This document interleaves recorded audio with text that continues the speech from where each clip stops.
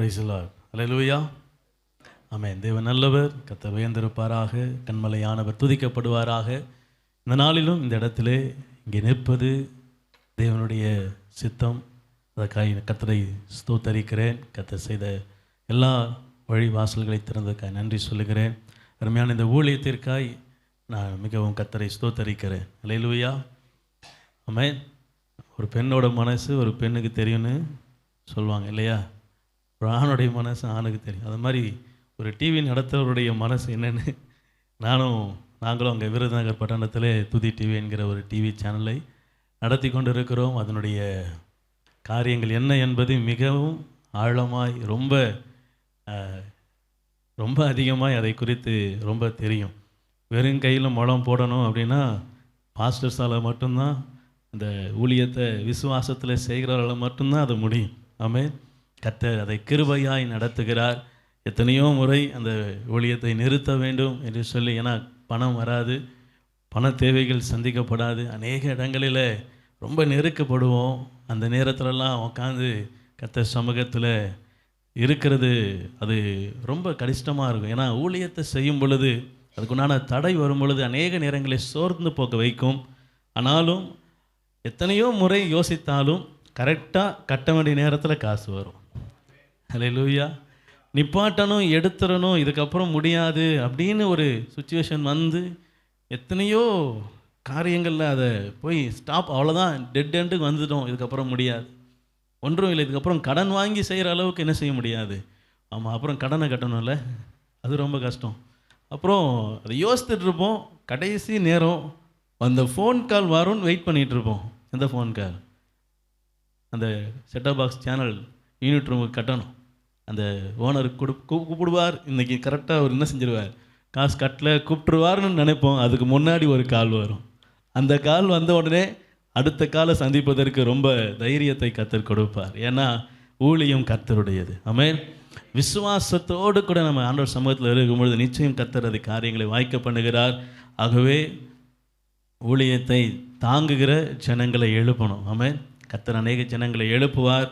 கர்த்தர் அதிசயங்களை அற்புதங்களை செய்வார். ஆமென்.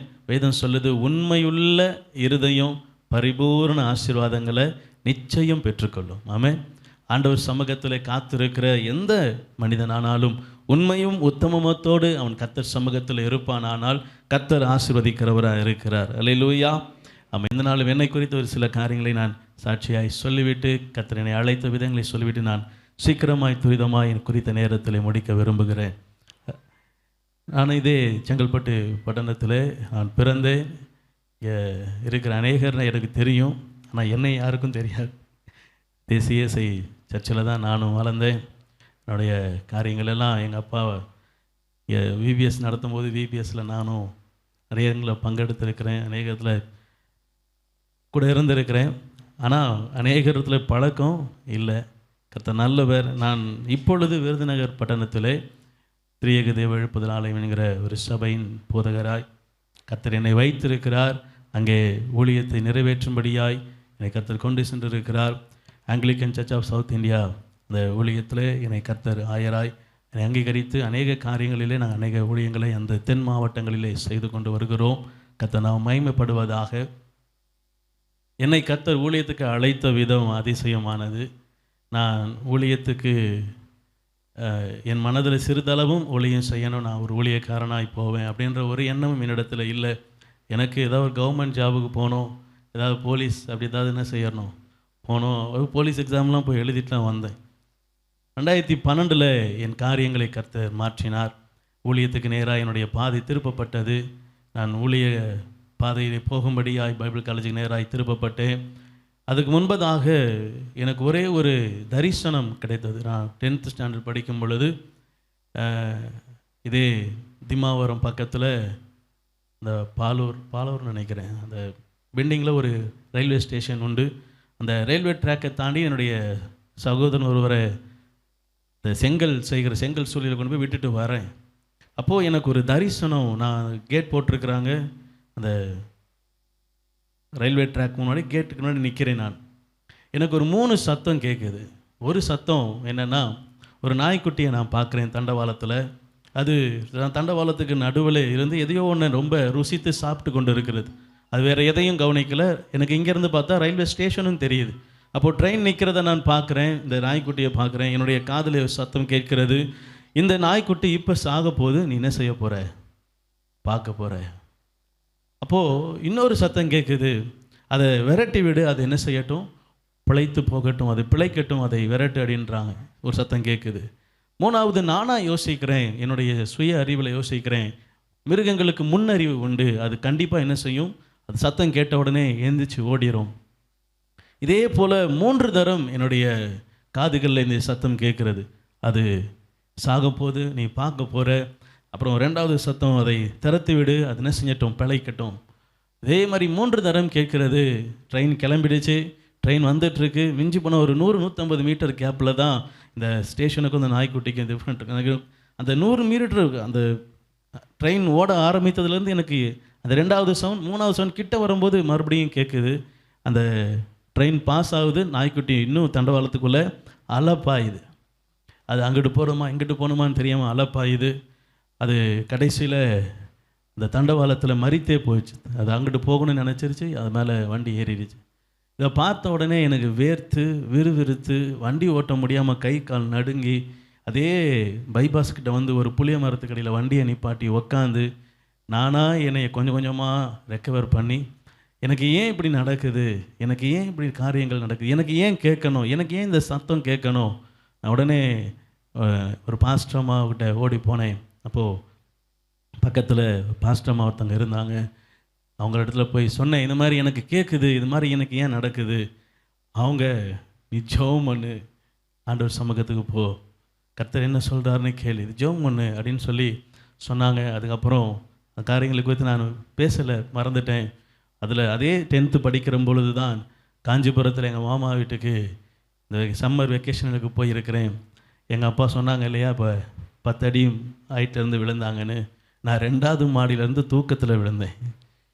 2வது மாடினா கிட்டத்தட்ட 20. அப்போது அந்த வீடெலாம் ரொம்ப ஹைட்டாக இருக்கும். காஞ்சிபுரம் சைட்லாம் வயல் நெல் அறுத்து அதில் வீட்டில் அடுக்கி வைக்க குடோன் மாதிரியே கட்டுவாங்க. மாடிப்படி இருக்காது, ஏணிப்படி இருக்கும். ஏணிப்படி வைத்து தான் மச்சுக்கு போவாங்க. அப்போது எனக்கு சூடான இடத்துல படுக்க முடியாது. நான் ரொம்ப இந்த சில்லு நடக்கிற இடத்துல படுக்க தேடுவேன்.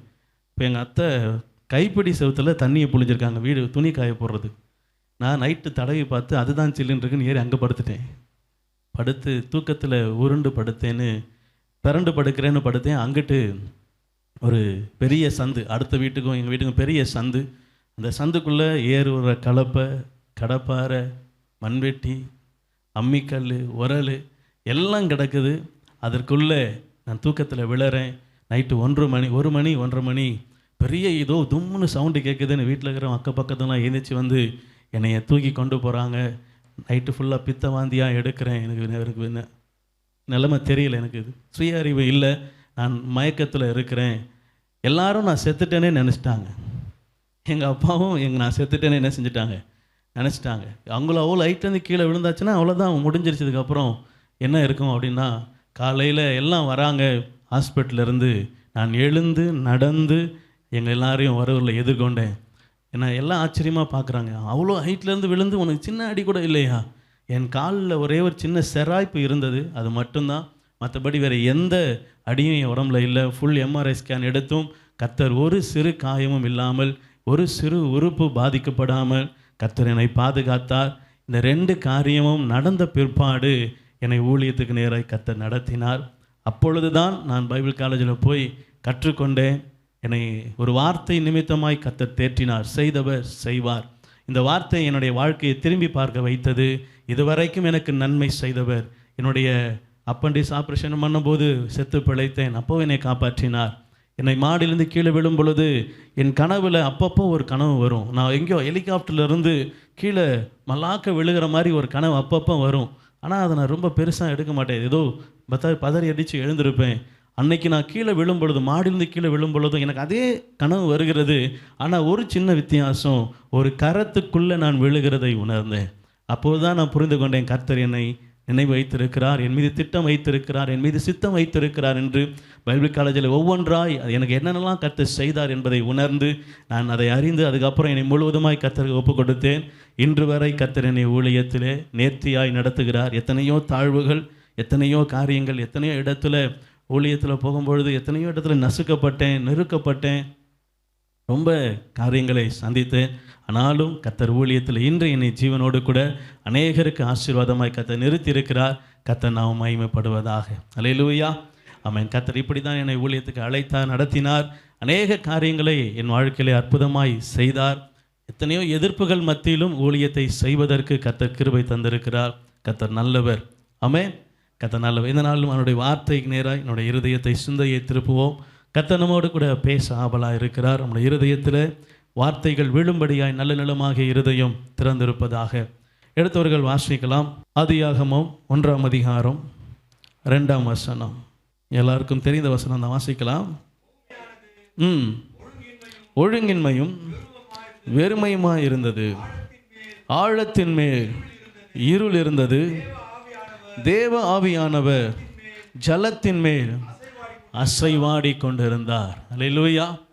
ஆவியானவர் ஜலத்தின் மேல் அசைவாடி கொண்டிருந்தார்.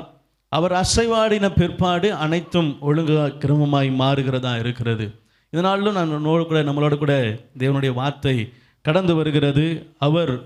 அவருடைய ஆவியின் நிமித்தமாய் கர்த்தருடைய ஆவியானவர் நம்மிடத்தில் செய்கிற கிரியைகள் என்ன, அதனால் நம்ம பெற்றுக்கொள்ளுகிற பலன் என்ன, என் வாழ்க்கையில் எப்படிப்பட்ட பலனை நான் பெற்றுக்கொள்ள ஆவியானவருடைய துணை எனக்கு இருக்கிறது என்பதை இந்த நாளிலே கர்த்தருடைய வேதத்தின் வெளிச்சத்தின் நிமித்தமாய் நாம் கற்றுக்கொள்ள ஆலோசனையை பெற்றுக்கொள்ள போகிறோம். இங்கே வசனம் அழகாய் சொல்லுகிறது, ஆழத்தின் மேல் இருள் இருந்தது, தேவ ஆவியானவர் ஜலத்தின் மேல் அசைவாடி கொண்டிருந்தார். பூமி அதற்கு முன்பதாக எப்படி இருந்ததாம்?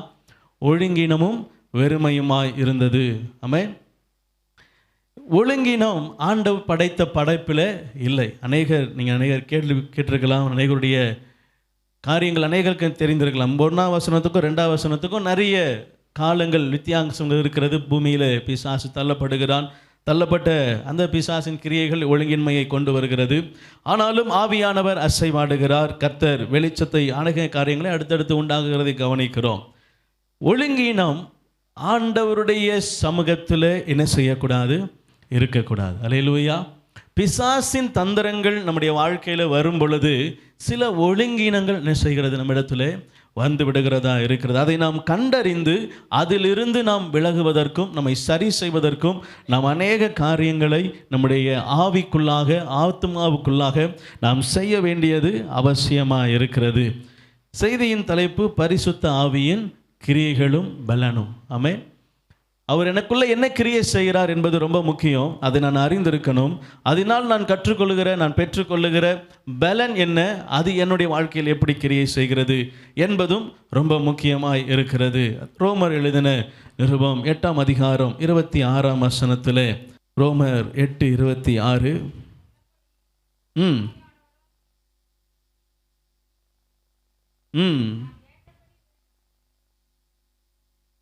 அறியாமல் இருக்கிறபடியினால் அவர் வேண்டுதல் செய்கிறவராய் இருக்கிறார். அல்லேலூயா. இங்கே வசனம் அழகாய் சொல்லுகிறது, ஆவியானவர் நம்முடைய பலவீனங்களில் நமக்கு என்ன செய்கிறார்? உதவி செய்கிறார். ஆமென். என்னுடைய பலவீனம் எது?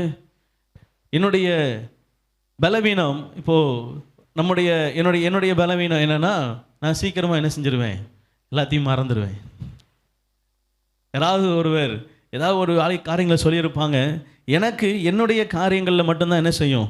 அடுத்தடுத்து செய்ய வேண்டியங்களை ஞாபகம் வைத்திருப்பேன். அடுத்தடுத்து காரியங்கள் இருக்கும். யாராவது ஒரு குறுக்கில் ஏதாவது ஒன்று சொல்லிட்டு போயிட்டாங்கன்னா அது என் மனசில் ரொம்ப நேரம் நிற்காது. அப்புறம் சொல்லுவாங்க, நீங்கள் என்கிட்ட சொன்னீங்கல்ல, நான் உங்கள்கிட்ட சொன்னேன்ல, நீங்கள் ஏன் அதை செய்யலை அப்படின்னு கேட்கும்போது, நீங்கள் என்கிட்ட சொன்னீங்களான்னு அதுக்கப்புறம் நான் என்ன செய்வேன்? கேட்பேன். அவங்களுக்கு அது ரொம்ப கஷ்டமாக இருக்கும். எனக்கு ஒரு டைம் டேபிள் ஷெடியூல் போட்டு என்ன செய்கிறேன், நான் என்னுடைய காரியங்களை நிர்ணயித்து வைத்திருக்கும் பொழுது குறுக்கில் வரும் பொழுது அது எனக்கு மறந்து போகிறது. அது என்னுடைய பலவீனமாக இருக்கிறது. சில நேரங்களில் அது கொஞ்சம் கஷ்டமான சூழ்நிலையிலும் கொண்டு போய் விட்டுருது. பிரசங்கத்துக்கு ஆயத்தமாகி ஆலயத்துக்குள்ளே சபைக்கு உள்ள ஃபுல்ஃபீட்டுக்கு போகும் பொழுது ஒரு வார்த்தை என்ன செய்வாங்க? ஏதாவது ஒன்று சொல்லுவாங்க. என் மைண்டில் சுத்தமாக என்ன செய்யாது? நிற்கவே நிற்காது. ஏன்னா அடுத்து அத்தனுடைய வார்த்தை, ஆராதனை, ஊழியம், அடுத்த காரியங்கள் இதை தான் மனதில் இருக்குமே தவிர்த்து குறுக்கில் வந்து ஏறும் பொழுது புல்ஃபீட்டுக்கு போகும்போது ஒரு காரியத்தை வேறு காரியத்தை இல்லை வேறு காரியங்களை குறித்த காரியங்களை சொல்வார்களானால் என்ன செய்யாது, என் மைண்டில் சுத்தமாக இருக்காது. இது அது சொல்லாமல் போகிறதுனால சில பலவீனங்கள் எனக்குள்ள அந்த காரியங்கள் பலவீனமாக என்ன செய்கிறது, மாறுது. எத்தனை முறை சொன்னாலும் அது எனக்கு என்ன செய்யாது, ஆமாம், நினைவில் இருக்காது. எனக்கு அடுத்து என்ன செய்யணும், வேதத்தில் நான் என்ன செய்ய வேண்டியிருக்கு, ஊழியத்தில் என்ன செய்ய, இதுதான் என்னுடைய இருதயத்தில் நினைவாக இருக்கிறது. இது என்னுடைய பலவீனமாக இருக்கிறதுனால அநேக நேரங்களில் நான் சோர்ந்து போகிறேன். அநேகருடைய வார்த்தைகள் என்னை சோர்வுபடுத்துகிறது, காரியங்கள் மாறுதலாக முடிகிறதா இருக்கிறது. வசனம் சொல்லுது, எனக்கு இது பலவீனம் எனக்கு தெரியுது, ஆனாலும் இதில் கிருபை தருகிறது ஆண்டவர் தான். அல்லேலூயா. எத்தனை முறை அவங்க என்னை விட்டு தூரம் போனாலும் நான் மீண்டும் போய் அவங்கள்ட்ட பேசும் பொழுது ஆவியான அவங்களுக்கு எனக்கு ஒரு ஒப்புரவை கொடுக்கிறவராக இருக்கிறார். இங்கே வசனம் சொல்லுகிறது, எனக்கு வேண்டிக் கொள்வது என்னதென்று தெரியலை, நான் என்ன வேண்டிக் கொள்ளுகிறேன் என்பதை என்ன செய்கிறேன், நான் அறியாமல் இருக்கிறேன். இங்கே இதை பல விதங்களில் வித்தியாசங்களில் பல சூழ்நிலைக்கு ஏற்ற போல் வியாக்கியானம் பண்ணுகிறார்கள். ஆனால் இங்கே நான் உங்களோடு கூட பேச விரும்புகிற காரியம், ஒழுங்கினம் நம்மிடத்தில் என்ன செய்யக்கூடாது. கிறிஸ்தவ வாழ்க்கையில் இன்றைக்கி அநேக ஒழுங்கினங்கள் வந்துவிட்டது. அநேகருடைய காரியங்களில் ஒழுங்கு என்பது என்ன செய்யலை இல்லை. பவுல் சொல்லுகிறார், மனிதனை நாடியா தேவனை நாடியா, நான் யாரை நாடி போதிக்கிறேன், எனக்கு யார் முக்கியம் அப்படின்னா எனக்கு ஆண்டவர் மட்டும்தான் முக்கியம். அல்லேலூயா. ஊழியம் நான் யாருக்கு செய்கிறேன், மக்களுக்கு ஊழியம் செய்தாலும் ஆண்டவருக்காக என்ன செய்கிறேன், அவனுடைய பிரதிநிதியாக நின்று ஊழியத்தை செய்கிறேன். அப்போ நான் என்னுடைய எஜமானுக்கு உண்மை உள்ளவனாக இருக்கணுமா, என்னிடத்தில் நான் யாருக்கு ஊழியம் செய்கிறேனோ அந்த ஜனங்களுக்கு நான் என்ன செய்யணும், போதிக்கணும், அவ்வளோதான். அவர்களுக்காக அல்ல, கர்த்தருக்காக, கர்த்தரை சார்ந்து கர்த்தருடைய வசனத்துக்காக, வசனத்தை வைத்து அவர்கள் என்ன செய்யணும், நான் நடத்துகிறவளாக இருக்க வேண்டும். இப்போது நாம் இப்படி நடத்துகிற பொழுதும் கூட அநேகருடைய இருதயம் சில நேரங்களில் இந்த வார்த்தைக்கு கீழ்ப்படி என்ன செய்கிறது, மறுக்கிறதா இருக்கிறது. சபைக்கு நேரத்துக்கு வாங்க அப்படின்னா என்ன செய்ய மாட்டுறாங்க. அவங்களுடைய சிந்தை எப்படி மாறிடுச்சுன்னா, 8 மணி சர்ச்சுனா என்ன செய்யணும், 8:15 8:30 என்ன செய்யணும், உள்ளே போகலாம். 9 மணிக்கு ப்ரேயர்னா 9:15 என்ன செய்யலாம், உள்ளே போகலாம். இதுவே அநேகருடைய இருதயத்தில் எப்படி மாறிடுச்சுன்னா, இது ஒரு டைம் டேபிளாகவே, இது ஒரு ஃபிக்ஸடாகவே என்ன செஞ்சிருச்சு, உட்காந்துருச்சு மனசில். இத்தனை மணிக்குள்ளே என்ன செய்யும், இது நடக்கும், இத்தனை மணிக்குள்ளே என்ன செய்யலாம், போகலாம். அப்போது ஆண்டவர் என்னிடத்தில் என்னுடைய இருதயத்தில் கேட்கிறது என்ன, இது ஒழுங்கா ஒழுங்கினமா. இப்போ ஆண்டவருடைய வார்த்தை எப்படி வருகிறது, நான் இருக்கிற இடத்துல ஒழுங்கின என்ன செய்யாது, இருக்காது. அல்லேலூயா. ஆவியானவர் எங்கு உண்டோ அங்கு விடுதலை உண்டு. விடுதலை தான் இருக்கும், அங்கே ஆசீர்வாதம் தான் இருக்கும், அங்கே மேன்மை தான் இருக்கும். அங்கே என்ன செய்யாது, ஒழுங்கினம் இருக்காது. அங்கே ஒழுங்கினம் இருந்தாலும் பூமியானது ஒழுங்கின்மையும் வெறுமையுமா இருந்தது. கர்த்தருடைய ஆவியானவர் அங்கே அசைவாடு. அப்போ அவர் அசைவாடிட்டார் அப்படின்னா, ரட்சிக்கப்பட்டுட்டோம் அப்படின்னா, கர்த்தருடைய சமூகத்துக்கு வந்துட்டோம் அப்படின்னா, தேவனுடைய வார்த்தைக்கு கீழ்ப்படிய வார்த்தையை அறிந்து கொண்டுட்டோம் அப்படின்னா நம்ம என்ன செய்யக்கூடாது, அதுக்கு அப்புறமும் கூட இந்த ஒழுங்கினத்துக்கு நேராய் நம்முடைய காரியங்கள் மாறக்கூடாது. ஆண்டவர் அந்த இருதயத்தை இந்த நாளிலே நம்மிடத்தில் மாற்ற விரும்புகிறார். அல்லேலூயா. ஆமென். ஆவிக்குரிய காரியங்களிலே சில விடுதலைகள் வேண்டியது இருக்கிறது ஒழுங்கினத்திலிருந்து. பூமிக்குரிய ரீதியிலும் சில ஒழுங்கினங்களிலிருந்து விடுதலை வேண்டி இருக்கிறது. அல்லேலூயா. ஆமென். ஆவிக்குரிய ரீதியில் என்ன காரியம்னா, ஒரு காரியத்தை நம்ம பொருத்தனை செய்கிறோம், இல்லை கர்த்தருக்குரிய காரியம் அது என்று தெரிகிறது அப்படின்னா நம்ம என்ன செய்யக்கூடாது, அதில் அசதியாய் இருக்கக்கூடாது. ஆமென். கர்த்தருடைய ஊழியத்தை அசதியாய் செய்கிறவன், ரொம்ப ஹார்டான வார்த்தை ஆண்டவர் என்ன செய்கிறார், யூஸ் பண்ணுறார். ஊழியத்தில் ஆண்டவருடைய சமூகத்துக்கு வந்துட்டோம், தேவனுடைய சமூகத்துக்கு வந்துட்டோம், ஆண்டவருடைய பிள்ளையாக வந்துட்டோம் அப்படின்னா கர்த்தர் சொல்கிற வார்த்தைகளை ரொம்ப கவனமாக என்ன செய்யணும், கவனிக்கணும். ஆமென்.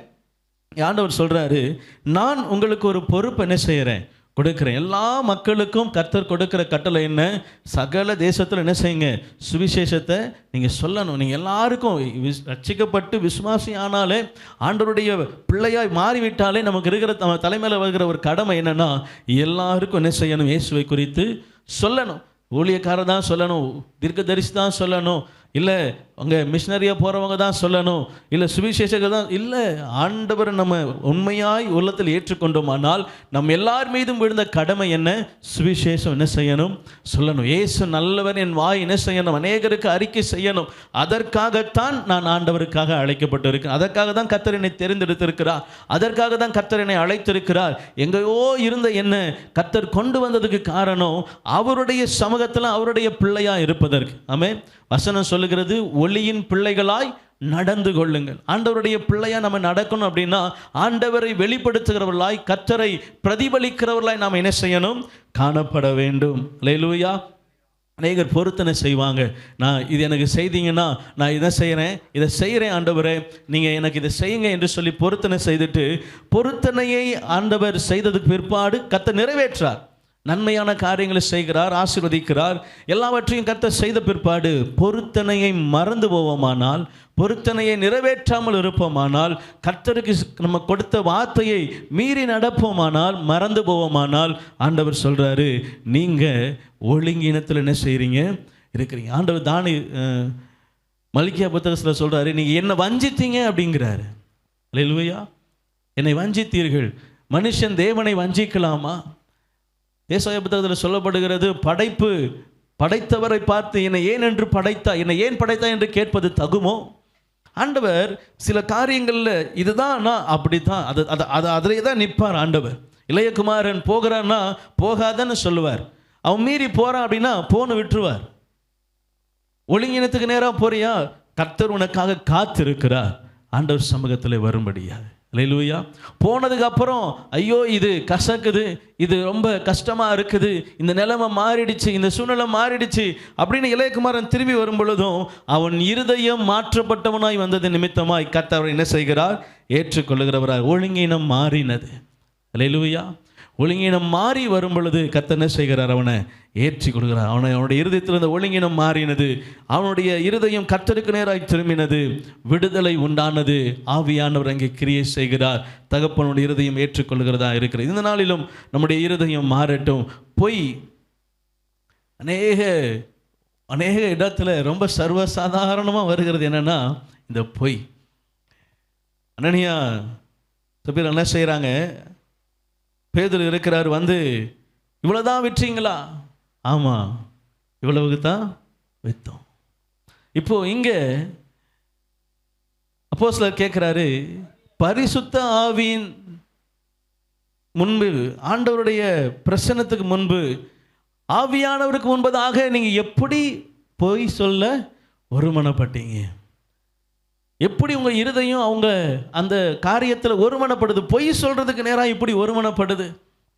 அதுவும் நீ மனுஷனிடத்தில் சொல்லலை, கர்த்தரிடத்தில் என்ன செய்கிற? தேவனிடத்தில் பொய் சொல்ல உங்கள் இருதயம் ஒருமனப்பட்டது ஏன்? இவ்வளவுக்குத்தான் விற்றோம். வசனம் சொல்லுது, உள்ளதை உள்ளதென்றும் இல்லதை இல்லதென்றும் சொல்லுங்கள். அதுக்கு மிஞ்சினது பாவமாக இருக்கும். அதுக்கு மிஞ்சினது ஆண்டவருக்கு பிரியமில்லை. அது ஒழுங்கினத்துக்கு நேராக போயிடும். அதிக பேச்சு, தேவையில்லாத வார்த்தைகள், தேவையில்லாத காரியங்கள் என்ன செய்யுமா? கொண்டு வரும். கர்த்தர் சொல்கிறாரு, என் இருதயம் ஆண்டவருடைய வார்த்தையை சார்ந்திருக்கணும். பொய்யான வார்த்தைகளை புறம்பே தள்ளணும். யோவான் 10ஆம் அதிகாரத்தில் அழகாக ஒரு சம்பவத்தை குறித்து ஆண்டவர் எழுதி வைத்திருக்கிறார். மெய்ப்பனுக்கும் ஆடுகளுக்கும் உள்ள உறவை குறித்து அங்கே வசனம் அழகாய் சொல்லுகிறது. என்ன சொல்லுது? அவன் ஆடுகளை வெளியே எடுத்து விட்ட பிற்பாடு, தன் மெந்தையில் இருக்கிற ஆடுகளை வெளியெடுத்து விட்ட பிற்பாடு அவைகளுக்கு முன்பதாக அவன் என்ன செய்கிறான்? நடந்து செல்லுகிறான். ஆடுகள் அவன் சத்தத்தை அறிந்திருக்கிறபடினால் அவனுக்கு பின் செல்லுகிறது. மற்றவர்களுடைய சத்தத்தை அறியாதபடியினால் எல்லாரும் வர. இப்போ நீங்களும் நடக்கிறோம், நானும் நடக்கிறேன். என் கூட ஒரு ஆடு மேய்க்கிறவர் நடக்கிறாருன்னா அந்த ஆடுகளுக்கு அந்த ஆடு மேய்க்கிறவருடைய மெய்ப்பனுடைய காலடி சத்தம் மட்டும்தான் என்ன செய்கிறதா? கேட்குது. வேற யார் சத்தமும் என்ன செய்ய மாட்டேங்குதா? கேட்க மாட்டேங்குது. கேட்டாலும் அதை விட்டு ஒழிப்போம், அதை பின்பற்ற மாட்டோம். இப்போ ஆண்டவர் சொல்றாரு, என்னுடைய பிள்ளைகள் ஒளியின் பிள்ளைகள். உலகத்துக்குள்ளே நாம் வாழ்ந்தாலும் உலகத்திலே கலக்குகிறவர்களாய், உலகத்தை ஜெயிக்கிறவர்களாய், உலகத்தில் உப்பு ஒட்டாதவர்களாய், உலகத்தின் சார நமக்குள்ள இறங்காதவர்களாய் நாம் காணப்படுவோமானால் நம் ஒளியின் பிள்ளைகளாய் இந்த பூமியில் என்ன செய்கிறோம்? நடக்கிறோம். இல்லை, நானும் இந்த உலகத்தோடு கூட கலந்து என்ன செய்கிறேன்? வாழ்ந்து வாழ்கிறேன், அவங்கள போலவே நானும் செய்கிறேன் அப்படின்னா எனக்கும் உலகத்தாருக்கும் வித்தியாசமே இல்லை. ஆண்டவருடைய பிள்ளைகளுக்கும் உலகத்தாருக்கும் நிச்சயம் வித்தியாசம் இருக்கணும். வித்தியாசம் இல்லை அப்படின்னா நமக்கும் ஆண்டவருக்கும் சம்பந்தம் இல்லைன்னு அர்த்தம். இந்த உலகத்தில் இருக்கிற மனிதனும் தன்னுடைய லாப நஷ்டத்துக்காக பொய் சொல்லி ஏமாற்றி அநேக காரியங்களை செய்கிறான் என்றால் நானும் அப்படியே செய்வேன். ஆனால் எனக்கும் அவருக்கும் என்ன வித்தியாசம்? ஆண்டவர் சொல்கிறாரு, இல்லை, என் பிள்ளைகள் வித்தியாசமாக தான் இருக்கணும். இஸ்ரவேலோ தனித்து என்ன செய்யும்? வாசம் பண்ணும்.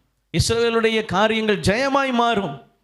அவர்கள் எவ்வளவு கொடிதான ராஜாக்களுடைய நகரத்தை தாண்டி கடந்து செல்ல வேண்டியதாக இருந்தாலும் கூட ஆண்டவர் அவர்களோடு கூட இருக்கிறபடியினால் அவர்கள் எந்த ராஜாவின் குறித்து என்ன செய்ய வேண்டியதில்லை, கலக வேண்டியதில்லை. இல்லையானா கர்த்தர் அவர்களோடு கூட வருகிறார். யோர்தானை பிளந்து யோர்தானை தாண்டி வர செய்து குவியலாய் நிற்க செய்து செங்கடலை பிரிக்க செய்து அற்புதங்களை செய்து வருகிறதை ராஜாக்கள் கேள்விப்பட்டு கலங்குறாங்க.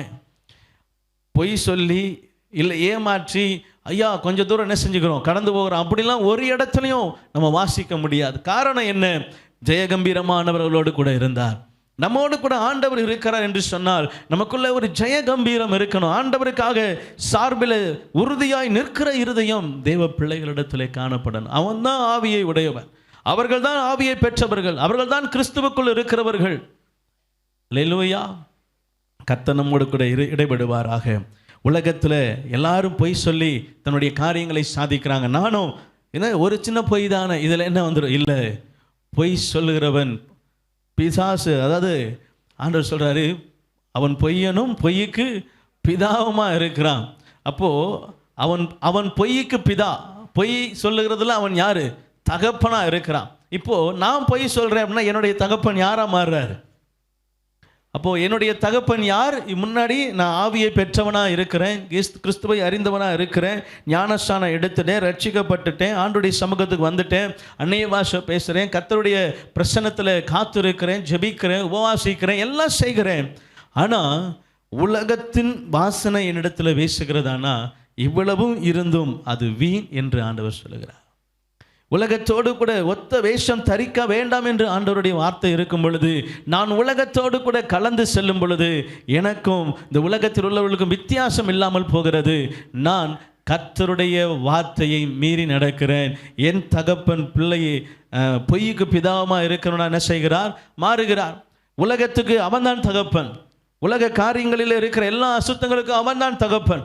அப்போ ஆண்டவர் சொல்கிறாரு, என்னுடைய பிள்ளை ஒளியின் பிள்ளையாக தான் இருக்கும், அது பொய் சொல்லாது, எந்த சூழ்நிலையிலும் கர்த்தரை விட்டு தூர போகாது, எந்த சூழ்நிலையிலும் ஆண்டவரை விட்டு இங்கேருந்து அங்கே போயிட்டா நம்ம ஆசீர்வாதமாக இருப்போம். கண்களை ஏறெடுத்து பார்த்து இது நல்லா இருக்குது என்று நினைக்கிறவன் அல்ல.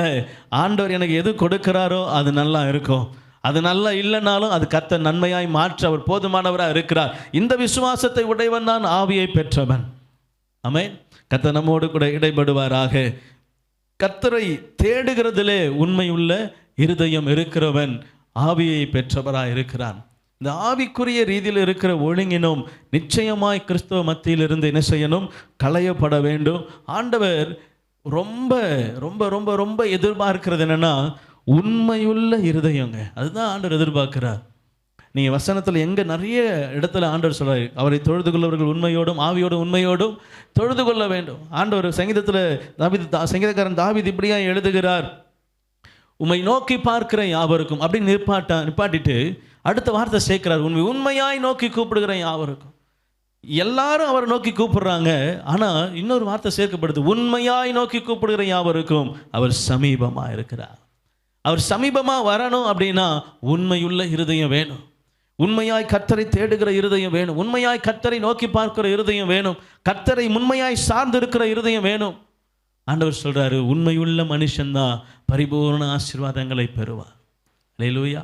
ஆண்டவரை ஆராதிக்கிற நீங்களும் நானும் உண்மையுள்ள இருதயத்தோடு காணப்பட வேண்டும். கர்த்தர் அதை எதிர்பார்க்கிறவராக இருக்கிறார்.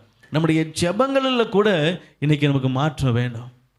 நம்முடைய ஜெபங்கள் கூட கர்த்தருக்கு பிரியமில்லாத ஜெபமாக மாறிடுச்சு. எல்லாம் கேட்கும்போது ஆன்சர் கரெக்டாக சொல்கிறாங்க, ஆனால் பண்ணும்போது கரெக்டாக தப்பாக பண்ணுறாங்க. இப்போது நான் உங்களை கேட்குறேன், ஆண்டவர் நமக்கு எதை கேட்டாலும் அவர் தருவாரா? சித்தப்படி கேட்டால் தருவாரா? எதை கேட்டாலும் தருவாரா? சித்தப்படி கேட்டால் தருவாரா? அல்லேலூயா. ஆமென். யோவான் 14:4 யோவான் 14:14 முதல்ல வாசிப்போம். ரெண்டாவது 1 யோவான் போவோம். என் நாமத்தினாலே எதை கேட்டாலும் அதை நான் செய்வேன். 1 யோவான் 5:15 அவருடைய சித்தப்படி அப்படின்னு 14 வசனம் ஆரம்பிக்கும். வாசிக்கலாம், அதையும் வாசிக்கலாம். 1 யோவான் 5:14-15 நாம் எதையாகிலும் அவருடைய சித்தத்தின்படி கேட்டால் அவர் நமக்கு செவி கொடுக்கிறார் என்பதே. அல்லேலூயா. இங்கே இப்போ 2 நம்ம வசனம் தான். இங்கே தான் எதை கேட்டாலும் அப்படின்ற வார்த்தைகள் என்ன செய்கிறது? உபயோகப்படுத்தப்பட்டு இருக்கிறது. கர்த்தர் இங்கே அதை எழுதி வைத்திருக்கிறார். இங்கே 15வது வசனத்தில் நம்ம எதை கேட்டாலும் எதையாகிலும் அவருடைய சித்தத்தின்படி கேட்குறோம் அப்படின்னா அதை என்ன செய்கிறேன்? கொடுக்கிறேன்றாரு. அங்கே அழகாக ஒரு வார்த்தை அவர் முன்பதாகவே சொல்லி, எதை கேட்டாலும் அப்படின்றதுக்கு முன்பதாக என் சித்தப்படி எவைகளை கேட்டாலும். அல்லேலூயா. இப்போ நம்ம ஜெபிக்கிறோம். இப்போ நிறைய பேர் என்ன செய்கிறாங்க? நான்லாம் சின்ன வயசில் ஜெபம் பண்ணும்போது எங்கள் அண்ணன் தலையில் கொட்டுங்க ஆண்டவரே, எங்கள் அண்ணன் முடிய பிச்சு எரிங்க ஆண்டவரே, அவன் என்னை அடிக்கிறான், அவனை குத்துங்க, அவனுக்கு ஜுரம் வரட்டும், அவனுக்கு எந்தாவது என்ன செய்யட்டும், அவன் பிடிங்கிட்டு போயிடணும் ஆண்டவரே, அவன் 2 நாள் படுக்கணும், இப்படிலாம் என்ன செஞ்சுவேன்? அல்லேலூயா.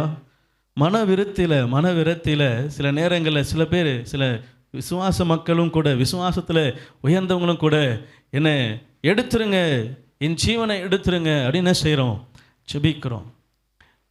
அநேக காரியங்கள் உண்டு. ஆண்டவர் சொல்கிறாரு, நம்ம இதெல்லாம் கேட்குறோம்ல, தந்துடுவாரா? எங்கள் அண்ணன் மண்டையில் கொட்டுனா கொட்டிடுவாரா? என் ஜீவனை எடுத்துக்கொள்ளணும் எடுத்துடுவாரா? இதெல்லாம் நம்மளுடைய விருப்பம், இது நம்மளுடைய சித்தம், இது நம்ம கேட்கிற காரியம். ஆண்டவர் சொல்கிறாரு, நீங்கள் யோவான் 14 வாசனம் இல்லையா, அதுக்கு முந்தின வசனம் வாசித்தீங்கன்னா, எதை கேட்பீர்களோ பிதா மகிமைப்படும்படி அவர் செய்வார். அதுக்கப்புறம் தான் சொல்கிறாரு எதை கேட்டாலும். இப்போது நம்ம கேட்கிற காரியம் என்ன செய்யணும் அப்படின்னா, ஒன்று பிதாவுக்கு மகிமை என்ன செய்யணும்? கொண்டு போய் சேர்க்கணும். இல்லை அப்படின்னா அவருடைய சித்தப்படி கேட்கணும். அல்லேலூயா. இப்போ நம்ம கேட்கிற காரியம் 2 தான். ஒன்று மகிமை உண்டாகணும், இல்லைன்னா அவருடைய சித்தப்படி. 2 ஆப்ஷனுமே அவரோடது தான். கேட்கறது நம்மளாக இருக்கலாம், கொடுக்கறதுல 2மே அவருடைய ஆப்ஷனில் தான் இருக்குது.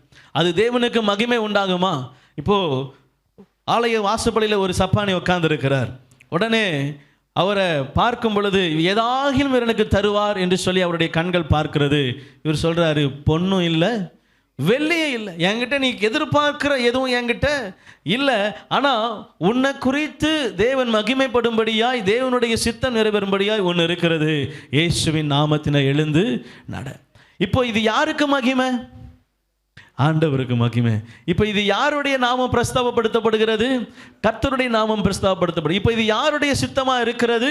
தேவனுக்கு இது சித்தமாக இருக்கிறது. அல்லேலூயா. இவன் எழுந்து நடந்து, குதித்து எழுந்து நின்று நடந்து அப்படின்னு வசனம் சொல்லுது. குதித்து எழுந்து நின்று நடந்து தேவாலயத்துக்குள்ளே பிரவேசித்தானாம். அப்போ அவனுடைய இருதயம் ஆண்டவரை உயர்த்துது, மகிமைப்படுத்துது. அவனை பார்க்கிற அநேகருடைய கண்கள் கர்த்தரை மகிமைப்படுத்துகிறது. தேவனுடைய சித்தம் அங்கே நிறைவேறுகிறது. இவன் எதற்காக இப்படி பிறந்தான்? யார் செய்த சாபம், யார் செய்த பாவம் அப்படின்னு கேட்கும் பொழுது, இது அவன் பெற்றோர் செய்த பாவமும் அல்ல, இவன் செய்த பாவமும் அல்ல, தேவனுடைய நாமம் மகிமைப்படும்படியாகவே இவன் என்ன செய்திருக்கிறான்? சப்பானியா பிறந்திருக்கிறான். இது கர்த்தருடைய சித்தம், கர்த்தருடைய திட்டம். ஆண்டவர் எல்லாவற்றையும் நேர்த்தியாய் செய்கிறவராக இருக்கிறார். தேவன் நாமம் மகிமைக்காக நம்ம என்ன செய்யணும்? கேட்கணும். அரியலூர் வெஸ்லி ஐயா அழகாக ஒரு பாடல் எழுதியிருப்பாங்க. என் தேவையை சொல்லி சொல்லி உம்மை துக்கப்படுத்த மாட்டேன், என் தேவையே நீங்கதான், என் எண்ணத்தை சொல்லி சொல்லி நிறைவேற்றவும் சொல்ல மாட்டேன், என் ஏக்கமே நீங்கதான். அல்லேலூயா. என்னுடைய தேவைகளை நான் சொல்லி சொல்லி அவர் என்ன செய்ய மாட்டேன்? துக்கப்படுது. எனக்கு தேவை என்னன்னு அவருக்கு தெரியும். ஆமென். வசனம் சொல்லுது, என் நாவிலிருந்து வார்த்தைகள் பிறவாததற்கு முன்னமே இன்னது தேவை என்று பரமபிதா அறிந்திருக்கிறார். நான் சொல்றதுக்கு முன்பதாகவே அவர் அறிந்திருக்கிறார். அவர் எல்லாவற்றையும் நேர்த்தியாய் செய்கிறார். அவரை உண்மையாய் நோக்கி கூப்பிட்டா, ஆவியில் உண்மை உள்ளவர்களாய் உத்தமமாய் கர்த்தரை நோக்கி கூப்பிட்டா, ஆண்டவர் சொல்றாரு, நான் உங்கள் வாழ்க்கையில் செய்வது எல்லாவற்றையும் நேர்த்தியாய் செய்வேன். அல்லேலூயா. ஆண்டவர் ஒரு நாளும் குறை உள்ளவர் அல்ல. வேதம் அவரை ஒரு இடத்துல கூட குறை உள்ளவர்னு அவர் சொல்லவே இல்லை. அவர் செய்கைகளை குறை இருந்ததா சரித்திரமே இல்லை. எந்த வரலாற்றிலும் அப்படி ஒரு காரியம் இல்லை. அவர் எல்லாவற்றையும் நேர்த்தியாய் செய்வார். அதின் காலங்களிலே அதின் காரியங்களை நேர்த்தியாய் செய்கிற கர்த்தராக இருக்கிறாரே தவிர ஒருபோதும் அவரிடத்துல குறை இல்லை. அவரிடத்துல குறை இருக்குது அப்படின்னு நம்ம நினைக்கிற அளவுக்கு ஒரு வசனம் இருக்குதுன்னா வேதத்தில் எங்கேயுமே சொல்லவே முடியாது. ஆனால் வந்த ஒரே ஒரு மனுஷன் மட்டும் வெறுமையாக திரும்பி போனான். யார் தெரியுமா? ஐஸ்வர்யவான். ஆண்டவர் இடத்துல வந்து மன துக்கத்தோடு போன ஒரே ஆள் யாருன்னா ஒருத்தர் தான். ஆண்டவர் சொல்கிறாரு, இந்த கட்டளைகள்லாம் கடைபிடிப்பா, இதெல்லாம் சிறு வயதிலிருந்தே கடைபிடித்து வருகிறேன். சரி, அப்போ இதை செய் அப்படின்னா அது அவன் மனசுக்கு ரொம்ப என்ன செய்தான்? துக்கமாக இருக்குது. அது ரொம்ப கஷ்டமாக இருக்குது. அதை செய்ய நம்ம இருதயம் என்ன செய்யலை? ஆமாம், அதை செய்வதற்கு அவன் இருதயத்தில் துளி அளவும் நம்பிக்கை இல்லை, விசுவாசம் இல்லை, விருப்பம் இல்லை. அவன் துக்கமுகமாய் கடந்து போனான். அதனால தான் ஐஸ்வர்யத்து மேலே ரொம்ப என்ன செய்யாதீங்க, ஆசைப்படாதீங்க. ஐஸ்வர்யம் ஆக வேண்டும் என்று சொல்லி பிரயாசம் படாதீங்க. வசனமே என்ன செய்கிறது? சொல்லுகிறது. ஐஸ்வர்யம் தேவைதான். ஆனால் ஐஸ்வர்யத்திற்காகவே அதெல்லாம் என்ன செய்ய போகிறோம்? ஓட வேண்டிய சூழ்நிலை நேரம் மாறிடுது. அநேகருடைய இருதயம் இது இருந்தால் போதும்னு நினைக்கிற இருதயத்தை மாறி இன்னும் இன்னும் இன்னும் இன்னும் இன்னும் இன்னும் என்ன செய்யுது? அதை தேடியே ஓட ஆரம்பிச்சிருது. ஒரு கதை ஒன்று எங்கள் பைபிள் காலேஜில் சொன்னாங்க. ஒரு பாஸ்டர் ஊழியத்துக்கு வந்தார். எப்போதும் ஜெபம், விசுவாசம், எப்போ ஜெபத்தில் ஓடிட்டே இருப்பாராம். அப்போது ஒரு விசுவாசி கொண்டு வந்து ஒரு மாடை என்ன செய்கிறாங்க? காணிக்கையாக கொடுக்குறாங்க. பிசாசின் தந்திரத்தை பாருங்கள். மாடை காணிக்கையாக கொடுக்குறாங்க. இப்போ இவருக்கு என்ன ரெண்டு வேலையாகி போச்சு. ஒன்று ஊழியத்தை பார்க்கணும், ரெண்டாவது இந்த மாடை என்ன செய்யணும்? புல் போடணும், கவனிக்கணும். அப்போது இந்த மாடு 2 மாடாக மாறுது. அப்புறம் இன்னும் கொஞ்சம் விசுவாசிங்க என்ன செய்யணும்? காணி கொடுக்குறாங்க. இப்போ ஊழியம் பெருசாக இருந்தது, வேலை கம்மியாக இருந்தது. இப்போ ஊழியம் கம்மியாயிருச்சு, வேலை என்ன செஞ்சிருச்சு? ஆமாம், ஒரு காலகட்டத்தில் அவர் ஊழியத்தை பார்ட் டைமாக மாற்றிட்டார், பிஸ்னஸை ஃபுல் டைமாக மாற்றிட்டார். அப்போது ஊழியம் எப்படி மாறிடுச்சு? அப்போது எதற்காக எது என்பதை அறியாததுனால என்ன செஞ்சிருச்சு? பாதை மாறிடுச்சு, தடம் மாறிடுச்சு, காரியங்கள் மாறுதலாம் முடிஞ்சிருச்சு. அவர் போய் அநேகருக்கு சுவிசேஷம் சொல்கிற இடத்துல இருந்தவர், அநேகரை ரட்சிப்பு இடத்துல இருந்தவர் என்ன செஞ்சிட்டான்? பிசாசு இப்போ உலகத்தை கொடுத்து, பணத்தை கொடுத்து, அதை கொடுத்து, வேலையை கொடுத்து. ஒருத்தர் ஜெபம் பண்ண வந்தாங்களாம். ஐயா, 5000 ரூபா கொடுக்கும் பொழுது, காணி கொடுக்கும் பொழுது, தசமாகம் கொடுக்கும் பொழுது என் மனசு ஒரு நடரலும் இல்லை. ஆனால் இப்போ எனக்கு சம்பளம் உயர்வு வந்துருச்சு, 5 லட்ச ரூபா வரைக்கும் என்னால் சம்பாதிக்க முடியுது. மாதம் 50,000 கொடுக்கறதுக்கு என்ன செய்ய மாட்டுது? மனசு வரமாட்டேங்குது. சொன்னாரா, அவ்வளவு தானே பிரதர், இதுக்கு போய் ஏன் கஷ்டப்படுறீங்க, வாங்க ஜெபம் பண்ணுவோன்னு ஜெபம் பண்ணாரா. ஆண்டவரே, இவருக்கு 5000 ரூபாய் கொடுக்கும்போது இருந்த மனது இப்போது 50,000 ரூபா கொடுக்குற அளவுக்கு என்ன செய்யலை இல்லை. அதனால் 5000 ரூபாய்க்கு குறைச்சி என்ன செஞ்சுருங்க? அவர் சம்பளத்தை குறைச்சி விட்டுருங்க. அவர் வாங்கினது போலவே 50,000 என்ன செய்யட்டும்? சம்பளம் வாங்கட்டும் அப்படின்ன உடனே இவருக்கு பதறுது.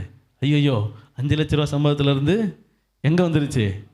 ஆம்பா, ஏன் பதறுது? 4.5 லட்சம் கம்மியாகுது. இப்போ இவர் இருதயம், ஐயா ஒழுங்கா நான் என்ன செய்கிறேன்? தசமபாகம் கொடுக்குறேன். இப்போது மனிதனுடைய இருதயம் எப்படி மாறுது பாருங்களேன். ஆண்டவருக்கு கொடுக்கும் பொழுது, கம்மியாக கொடுக்கும்போது என்ன செய்யலையா? இருதயம் உண்மையாக நடந்தது. உண்மையாக ஒரு இடத்துல நான் கண்ணார பார்க்குறது. அவர் ஜெபம் பண்ணும்போது பக்கத்தில் வேறு என்ன செய்கிறேன்?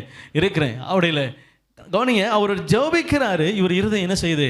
உடனே அவர் கையை கீழே இறக்கி ஒரு ஜெபம் பண்ணுறது. ஐயா நிப்பாட்டுங்க, ஜெபம் செஞ்சால் என்ன செய்யாதீங்க, ஜெபம் பண்ணாதீங்க. நான் ஐயா 50,000 என்ன செஞ்சிடறேன்? காணிக்க கொண்டு வரேன், உண்மையாக இருப்பேன். இருதயம் மகா திருக்குள்ளதும் கேடுள்ளதுமா. ஆமாம், உலகத்திலிருந்து ஒரு ஐஸ்வர்யம் வந்த உடனே ஆண்டவருடைய சமூகத்தை தேடுகிற எத்தனை இருதயம் இருக்கிறது? அப்படி எத்தனை பேர் நம்ம தேடுறோம்? இல்லை. ஒரு நன்மை வந்த உடனே, ஒரு சின்ன ஆசீர்வாதம் கிடைச்ச உடனே, ஒரு சொற்ப ஆசீர்வாதம் கிடைத்த உடனே என் இருதயம் கொள்ளைக்கு நேராய் பறக்கிறது, அநேக ஆசீர்வாதங்களுக்கு நேராய் பறக்குது, சிந்தை வேற எங்கெங்கேயோ பறக்குது. ஆண்டவர் சொல்கிறாரு, இல்லை, எவ்வளவு வந்தாலும் எவ்வளவு தாழ்ந்தாலும் நான் நிற்கிற பாதையில் கர்த்தருக்கு முன்பதாக உண்மையாய் நிற்பேன். ஆனால் சகல ஆசீர்வாதங்களையும் அவர் எனக்கு பின்தொடர செய்கிறவராக இருக்கிறார். வசனம் அப்படி தான் சொல்லுது, நன்மையும் கிருபையும் என்னை தொடரும். அதுதான் என்னை என்ன செய்யணும், தொடரும். நன்மை எது? எல்லா ஆசீர்வாதங்களும் நன்மை தான், என்னை தொடரும். கிருபை எது? கர்த்தருடைய ஆசீர்வாதம், அதுவும் என்னை என்ன செய்கிறது, நான் கர்த்தரை நோக்கி ஓடினால் அது என்னை தொடர்கிறதா இருக்கிறது. கர்த்தரை நோக்கி ஓடாமல் நான் வெளிப்பக்கம் செல்லும் பொழுது, நான் மற்ற வழிகளை தேடும் பொழுது, நான் ஒழுங்கினத்துக்கு நேராக என்ன செய்கிறேன், நடத்தப்படுகிறேன். கர்த்தருடைய வேதத்தை மறப்பதும் ஒழுங்கினம் தான். நான் கடந்த நாட்களில் செய்தி கொடுத்தேன், உங்கள் வீட்டில் உடன்படிக்கை பெட்டி திறக்கப்பட்டாலே ஆசீர்வாதம் தான். அல்லேலூயா. ஆண்டவருடைய பெட்டி கொண்டு போய் பிடிபட்டு போயிடுச்சு. இப்போ அதை கொண்டு வராங்க. ஊசாவை என்ன செய்கிறார், ஆண்டவர் அடிக்கிறார். அடிக்கு பயந்து தாவீது என்ன செய்கிறாரு, ஐயா பெட்டி எங்கே, வர வேணாம், கொண்டு போயிருங்க, அப்படியே அங்கே இருக்கும். அப்போ உடனே ஓதை பேபி வீட்டில் என்ன செய்கிறாரு, பெட்டி, அவன் வெறும் பெட்டி என்ன செய்யலை, திறந்துலாம் பார்க்கல, அவன் ஏற்றுக்கொண்டான். ஆண்டவர் அடிக்கிறார், ஒருத்தன் இறந்துட்டான்னு தெரிஞ்சோம், பெட்டி என்ன செய்கிறான், வீட்டுக்குள்ளே ஏற்றுக்கொள்கிறான். இந்த பெட்டியை ஏற்றுக்கொண்டது நிமித்தமாய் கர்த்தர் அவனை என்ன செய்கிறார், அவன் வீட்டை ஆசீர்வதிக்கிறார். 3 மாதம் அளவு என்ன செய்கிறார், அவன் வீட்டில் பெட்டி இருக்கிறது, கர்த்தர் ஆசீர்வதிக்கிறார்.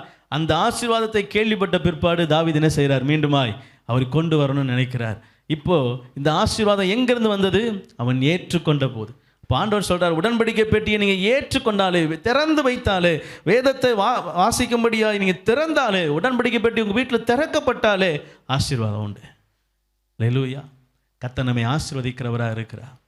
அவர் ஆசீர்வதிக்க விரும்புகிறார். ஏதாவது ஒரு வகையிலையாவது என்ன செய்யணும், என் பிள்ளைகள் எனக்கு நேராக இருப்பாங்களா. ஆபிரகாம் மாதிரி தான், 50 நீதிமான், அப்புறம் 20, 30, கடைசியில் 5, 1, இப்படி எவ்வளவு கீழே ஒரு நீதிமான் இருந்தால் கூட என்ன செய்ய மாட்டேன், அழிக்க மாட்டேன்றார் ஆண்டவர். ஒரே ஒரு நாள் நீங்கள் வேதத்தை திறந்தா கூட நான் உங்களுக்கு என்ன செய்ய மாட்டேன், வாதையை கட்டளிட மாட்டேன். உங்கள் வீட்டுக்கு வாதையை நான் விளக்குகிறவராக இருக்கிறேன். வசனம் உள்ள திறக்கப்பட்டாலே, உடன்படிக்கைப்பட்டி திறக்கப்பட்டாலே ஆசீர்வாதத்துக்கு நேராக கர்த்தர் நடத்துவார். வசனத்தை மறக்கிற இருதயம் ஒழுங்கினத்துக்கு நேராக என்ன செய்கிறது, போகிறதா இருக்கிறது. அல்லேலூயா.